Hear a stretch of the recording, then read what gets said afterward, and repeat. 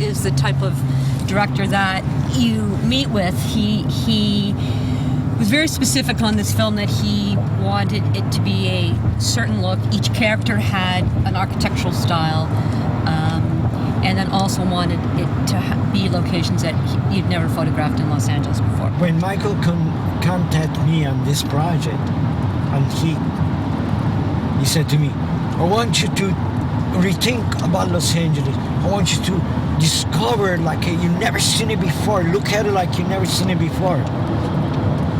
So I started going around at night, find different areas, taking pictures, showing different flavors. Take a look at this. Shoot this now. Shoot this. The beauty of Los Angeles. This is the freeway scene that actually leads up to where Pacino pulls De Niro over for the first time. What's great about Michael is that he allows you to go off on your own and trusts you that you spend a week or so just going and getting him choices. Come back and you have a meeting with him, usually once or twice a week, with Guzmano, the production designer, and you go through all of the folders. And what's great about Michael is that he comments on each folder. So he'll write on it that it was good, bad, NG, warm, and you then sort of keep them in piles, because what he'll do is a lot of times 6 months down the road, he'll say, well, remember that place that I saw? His mind is impeccable.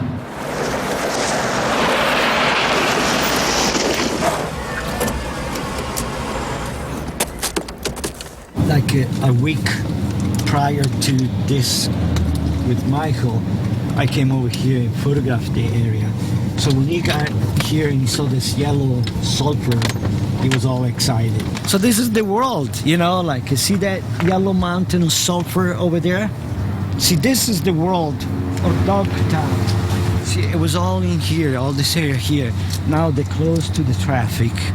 Before you could go through here with the car, driving in the middle of the tracks, there was a pergola with grapes. And there was Mexican guys sitting there smoking cigarettes, playing domino. There were shacks after shacks, a little community of people living inside of this little cardboard boxes. There was cockfights, there was dogfight, and way on the other side it was this huge goat farm. And in the middle of this, there was a freight train at 5 o'clock in the afternoon that he will go through all this incredible civilization, and there will be people coming in and out of the train, like jumping off, getting to the train, going somewhere. It's like the best corrosive architecture of Los Angeles. It was here. And to give you a little idea of where my estimates come from, this is a printout. Nobody knew the merch was yours. The scene was done here. The scene was done there. You had the computers and stuff out here. That was a carport there with a sliding glass door. Right. Since then, the room's been closed in. You had some satellite dishes here as well, or? You had a little we put piece. another 60-foot tower right here. That's right. Extension. 60-foot tower. You guys wanted us to take down the guide wires, and I said there's no way I can put a 60-foot tower up there, because I said the wind blows up here something fierce, and if that thing bends over, it'll come all the way down. Exactly, So, and that's right. And we actually filmed from the driveway, because you could see the freeway and the mountains. What an amazing spot. Don't leave me like this.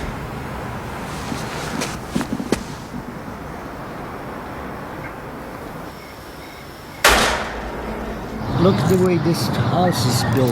You know, it's like toothpicks holding the structure. Something very special, you know, for Danny Trejo character. It was perfect, this house. I love this, the altitude.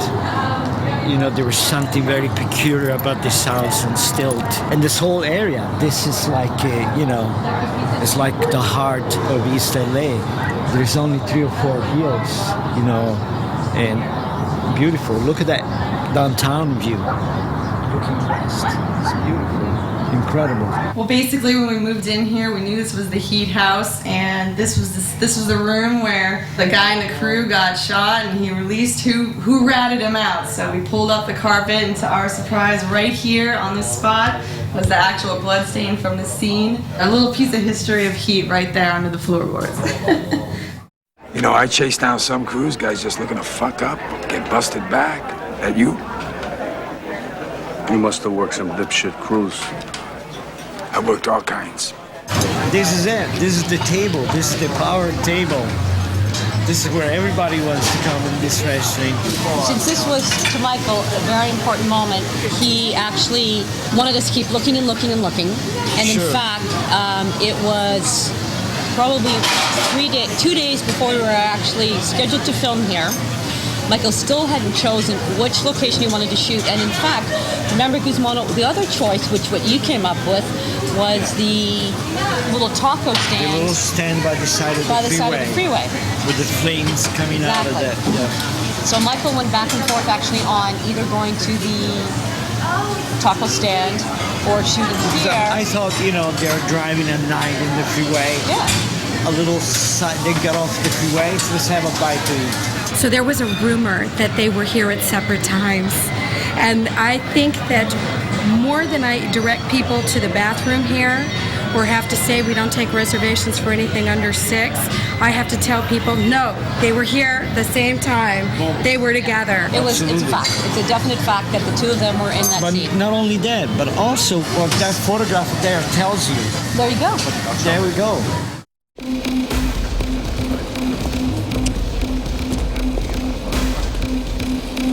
This architectural style and the glass and the opening matched very well to the bank that we ended up filming, which is Far East Bank that's at another location. But it all worked quite well in matching that this would be the exterior, and you could believe that the inside was a bank. The guys come out with suitcases full of millions of dollars. They come across the courtyard here, and as you can see in the scene, and this is where Pacino comes running down. This is where they proceed to start doing the whole chase sequence. What they ended up doing is all of these bus stops, the side of the Bonaventure Hotel, all had was all squibbed. Special effects put up pre-squibbed walls so that whenever it looked as if they were shooting, all the little squibs would hit on the side of the building, and it continued running all the way up to right where Figueroa is. We shot thousands and thousands of rounds, and there were tourists watching the incredible shootout, going to the street, picking up this shell as a souvenir. I Oh, yeah. remember that tourists from Japan, from Europe, watching, mesmerized, this incredible Hollywood production. And going for the shell, the empty shell on the sidewalk. Now, one of the things that was amazing was that we actually fell behind a weekend, and it fell on Mother's Day. And this restaurant, Cafe Pinot, which had just opened up, had pre-reserved the whole restaurant for a Mother's Day buffet. So all of these mothers are supposedly having this beautiful lunch and had to watch a gunfight. It was actually quite extraordinary. They ended up having a lot of fun, and it was a bonus that I don't think anyone ever anticipated, that eating their brunch out the window is Al Pacino and Robert De Niro.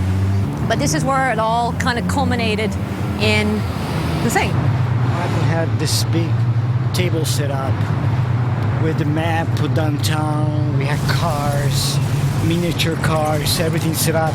It was like planes for World War III. And we actually filmed it from 4th Street. First of all, he came through that little cafeteria area. Right. Then he came through the fountain, and then he ended up over there on 4th Street. So Tom Sizemore ends up getting killed here. I mean, we shot scenes over here, but we actually ended up having some cameras here because this is the area that he died in.